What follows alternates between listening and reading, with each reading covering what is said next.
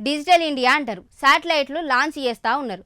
కానీ మన పక్కనే ఉన్న గిరిజన పల్లెలల్లో ప్రాణం పోయే పరిస్థితి వస్తే ఒక్క అంబులెన్స్ పోయేటందుకు జర్రంత సుత తోవ ఉండదు. గుమ్మలక్ష్మీపురం గిరిజన బల్లె చదివే భువనేశ్వరి అనే పిల్లకు అర్జెంటుగా పానం మంచిగా లేకపోతే దావఖానా తీసుకుపోదామంటే ఒక్క బండి కూడా లేదు, పోదామంటే రోడ్డు కూడా లేదు. దాంతోనే ఆ బడి వార్డెన్ మేడం ఏం చేసిందో తెలిస్తే మెచ్చి మెడలేసుకుంటారు.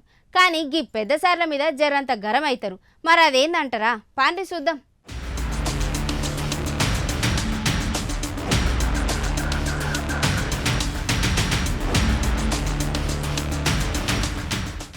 ఏపీ పార్వతీపురం మన్యం జిల్లాల మన పాలకులేమో రోడ్లు అద్దం లెక్క మెరుస్తున్నాయని అంటారు. కానీ గిరిజన పల్లెల గ్రౌండ్ రియాలిటీ చూస్తే గుండె తరుక్కుపోతుంది. 7వ తరగతి చదువుతున్న భువనేశ్వరి అనే గిరిజన పిల్ల పాన్నలు పోయేటట్టు అయింది. కానీ ఒక ఆటవ లేదు, పోయేటందుకు తొవ్వలేదా దావఖానకు.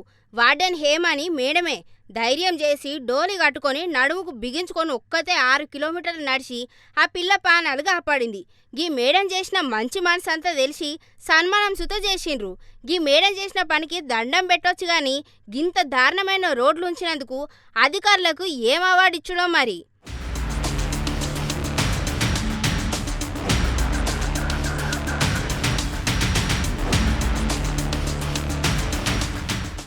మహిళా శిశు సంక్షేమ శాఖ మంత్రి గుమ్మడి సంధ్యారాణి మేడం వచ్చి వార్డెన్ హేమనికి ఒక మంచి శాలువా కప్పి నువ్వు తోపువమ్మ, మానవత్వాన్ని చాటుకున్నావు అని పొగిడి సన్మానం చేసిండ్రు.